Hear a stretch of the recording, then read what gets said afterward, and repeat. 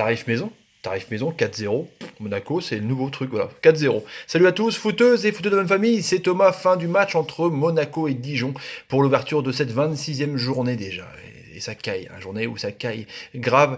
4 buts à 0, donc, comme je disais, pour les Monégasques. Un but de Baldé, un but de Fabinho, un but de Ronny Lopez et un but de Camille Glick pour boucler un peu cette apothéose, cette tôle. On va revenir là-dessus parce que c'était une tôle, mais pas, voilà, pas oufissime, hein. Les Monégasques ont joué petitement, tranquillement, hein, avec 5 frappes cadrées, 4 buts, c'est pas mal quand même, c'est une bonne perf. Donc les Monégasques, mine de rien, qui mettent la pression au classement, qui sont à 8 points de Lyon maintenant, Lyon qui va rencontrer Lille, qui vont là-bas, hein, une équipe en crise, ça va être chaud, et qui sont donc à 4 points de Marseille, qui va recevoir Bordeaux.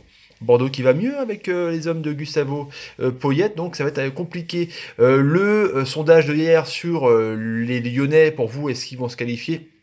Voilà, hein, 77% de vous dites oui, pas de problème, ils vont se qualifier. 3-1 contre Villarreal hier, c'était un bon match des Lyonnais. On verra donc jeudi prochain pour ça.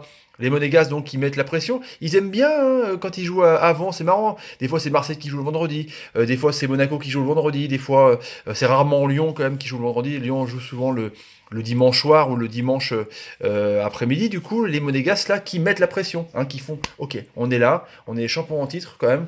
Donc on récupère un peu de notre superbe et du coup bah voilà, on marque les esprits et on met 4 pions à Angers la semaine dernière. 4 pions là à domicile contre Dijon. Dijon qui reste sur 7 défaites à l'extérieur, c'est une catastrophe. Encore à domicile, les hommes de Dalloglio, ils produisent pas mal de jeux avec le deuxième homme du stade, hein, le public. Ça va vite, il y a pas mal de phases de séquences assez intéressantes avec les Sammaritino, avec les Kwon, avec Tavares en cours de tour de contrôle. Du coup, c'est bien, mais à l'extérieur, ils sont complètement liquéfiés, ils font à moitié rien, parce qu'ils prennent le jeu un peu à leur compte euh, à Gaston Gérard pour dire, voilà, on a une équipe qui a de l'envie, qui veut produire un peu de ballon pour pouvoir essayer de se maintenir, et donc c'est en train de le faire, mine de rien. Ils sont 12e à 31 points, c'est pas non dramatique, provisoire du coup, avant les matchs de demain. Mais à l'extérieur, c'est un peu bâtard. Parce qu'ils savent pas trop fermer le jeu. Ils ont pas mal de joueurs de petits gabarits, du coup, les Saïd et tout ça. Et bah, ils se retrouvent bloqués. Donc, ils essayent d'attendre bas, mais ils n'ont pas de physique. C'est pas Balmont, hein, avec l'âge qu'il a, même s'il est bon, hein, qui va combattre un peu les Tielemans ou les Fabinho ou même les Glick ou les Gemerson en défense centrale. Donc voilà, c'est un peu bâtard pour eux. Du coup, bah, ils se prennent des piles pas mal à l'extérieur. C'est le Guillaume, faut qu'il corrige ça en disant bah là, je ferme à l'extérieur, hein, comme tout le monde un peu. Ces fameux 1 point à l'extérieur et 2 points à domicile. Et vas-y, les 3 points quoi. On vise les matchs nuls à l'extérieur et 3 points à domicile. Comme ça, parce que là, à force de se prendre des valises, au final, tu vas finir en crabe et tu vas finir en D2, l'ami. Du coup, les Monégasques, qui a été privé de El Tigre, qui revient d'une blessure à la cuisse, ça va aller mieux, je pense qu'il sera là la semaine prochaine. Privé de Jovetic, donc le titulaire numéro 9, normalement, qui reprenait la place de Falcao, blessé à l'échauffement. Du coup, c'était Baldé qui est pas vraiment un attaquant central, qui est plutôt un ailier, un mangeur de craie. Et du coup, il a été pas mal, hein, sur une des seules rares actions de Monaco où Lemar lance l'ami.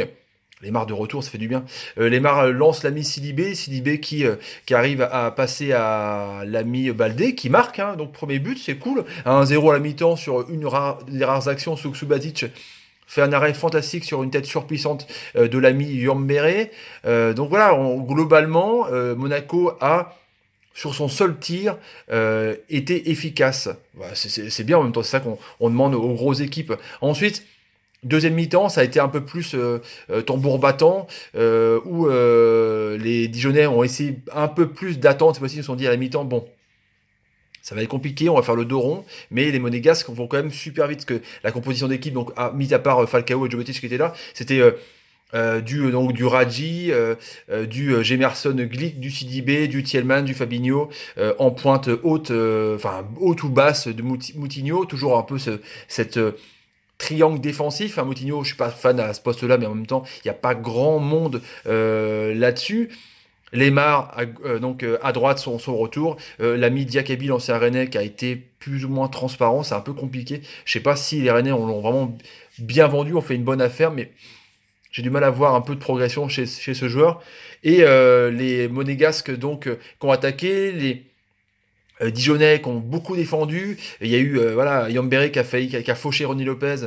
Il y a pas eu penalty. Après bon voilà sur l'autre action après l'arbitre a sifflé penalty. Du coup c'est Fabinho le tireur préposé qui a aligné Rennais. Donc ça faisait 2-0.